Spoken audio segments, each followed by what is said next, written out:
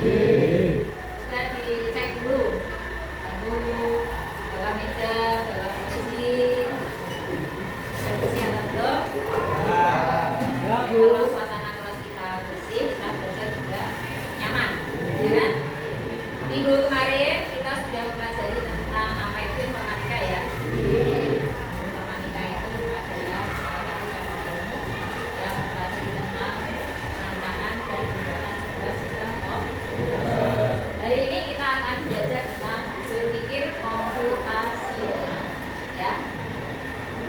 Ada yang tahu apa itu berpikir komputasional? Jadi, ya. Berpikir layaknya secara logis, layaknya sebuah komputer. Komputer itu kan melakukan pekerjaan secara bertahap dan berurutan, ya. Nah ini nanti akan kita pelajari hari ini. Sudah siap? Sebelum kita lanjutkan, supaya kita fresh ya, semuanya berdiri dulu.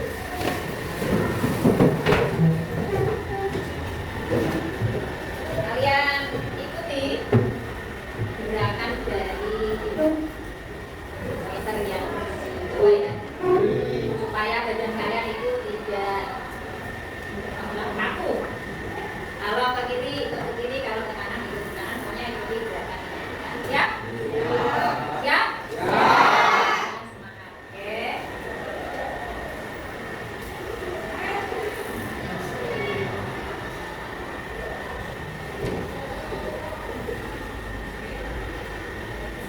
Mana ini?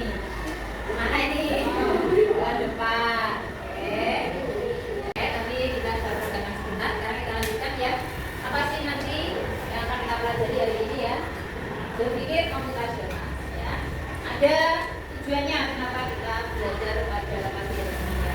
Latihan pembelajaran diharapkan kalian mampu memahami permasalahan sederhana dalam kehidupan sehari-hari dan cara menyelesaikannya. Apa sih berpikir komputasional itu? Yang bisa menjawab? Tunjuk jari. Coba. Yang keras, yang keras.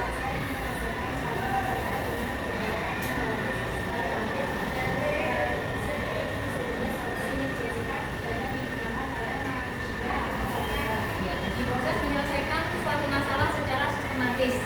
Dan kalau punya sesuatu yang harus diselesaikan, itu kan pasti punya rencana untuk menyelesaikannya ya. Jadi ada tahapan-tahapan tertentu yang harus kalian lakukan. Dalam berpikir komputasional itu ada 4 pilar utama di sini, ya.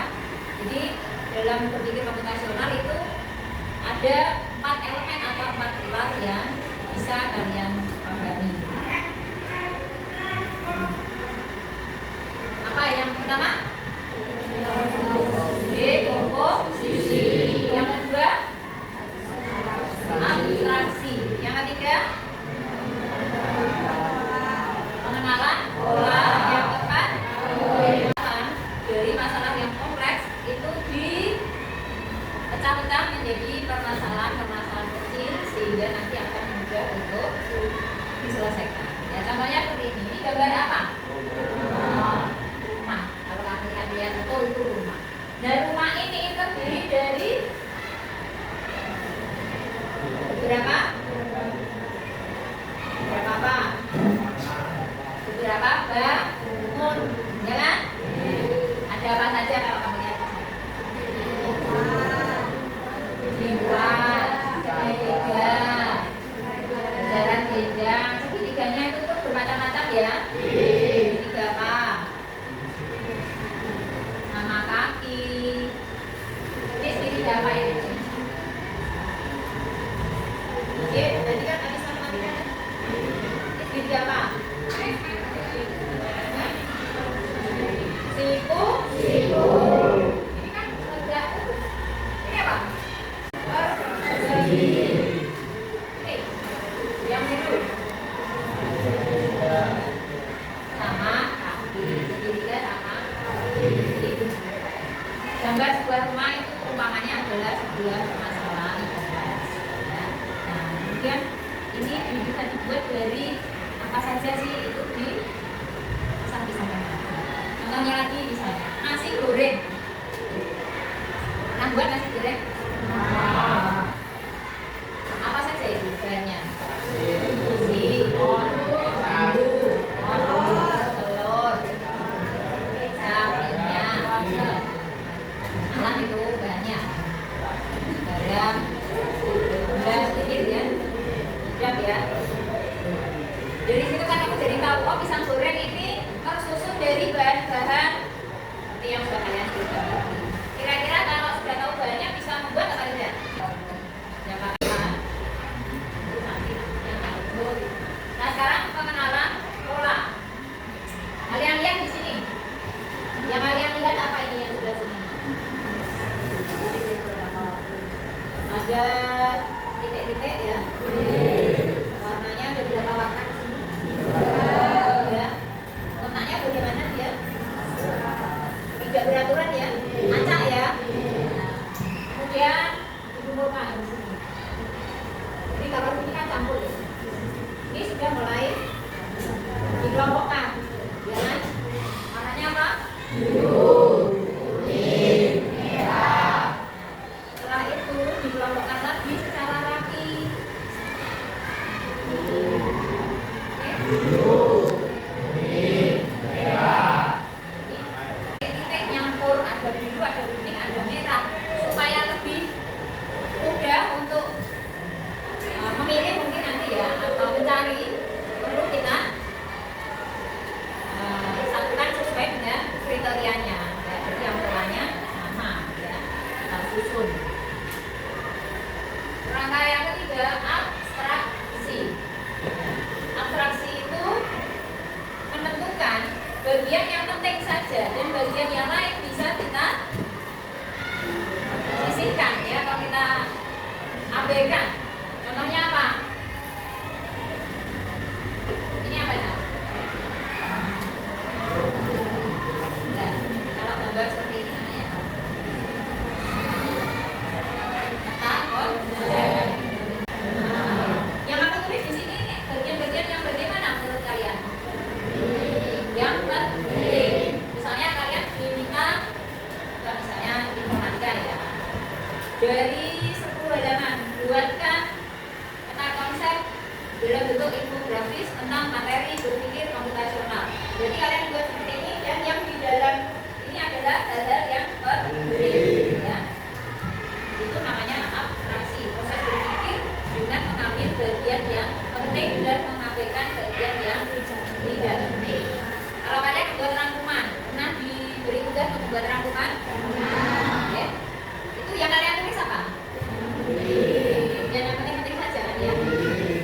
Yang pernah diajak orang tua berbelanja,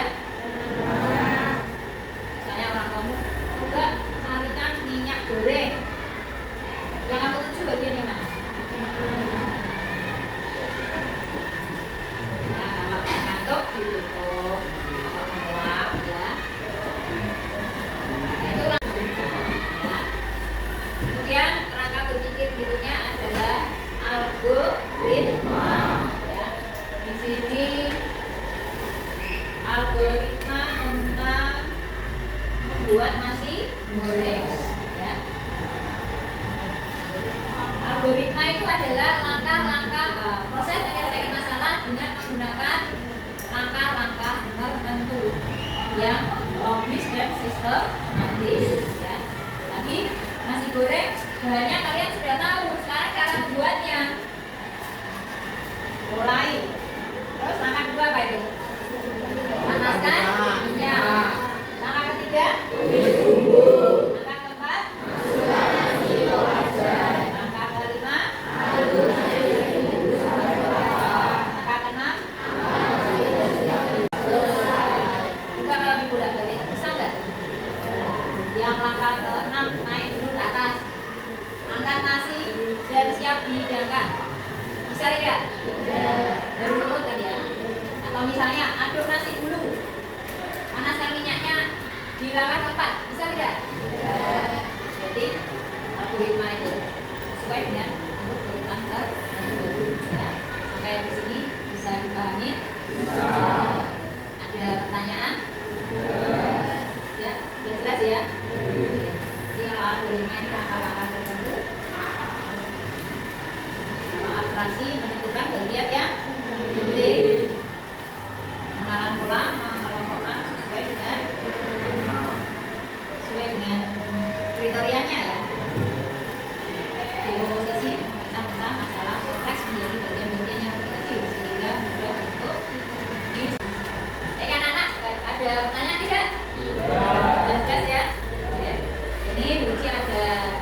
lembar latihan untuk mengukur pemahaman kalian tentang yang tadi disampaikan ya. Nah, ini nanti nilainya sebagai asesmen untuk pembelajaran dari ini ya. Dikerjakan secara berkelompok, bisa dengan teman sebangku ya.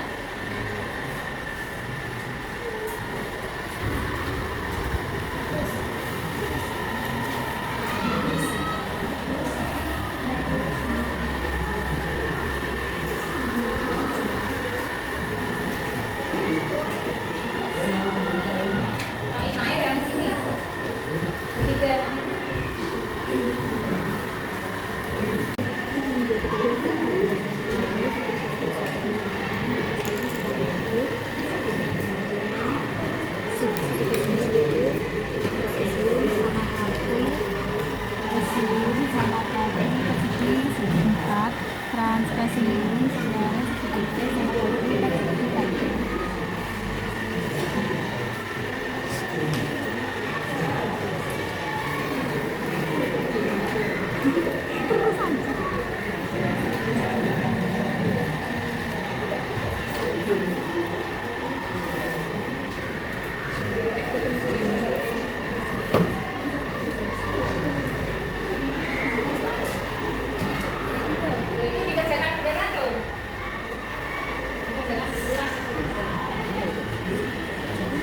Nomor 1 jawabannya apa? Coba cek dulu.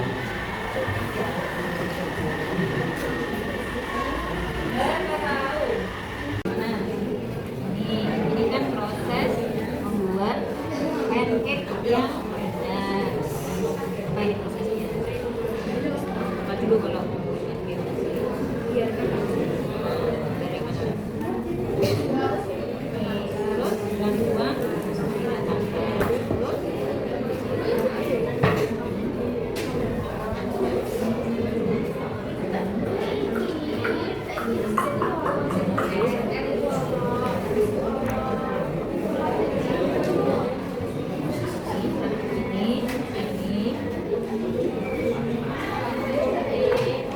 Anak-anak sudah selesai untuk tugasnya hari ini? Sudah kesulitan? Sudah. Bisa dikerjakan semua? Saya kumpulkan ya. Minta tolong kumpulkan yang sebelah sana. Maju ke depan, maju saja ke depan.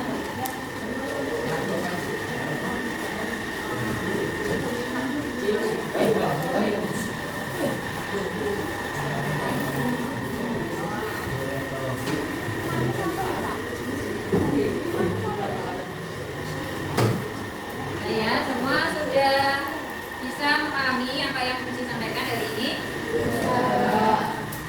Gimana? Mudah ya?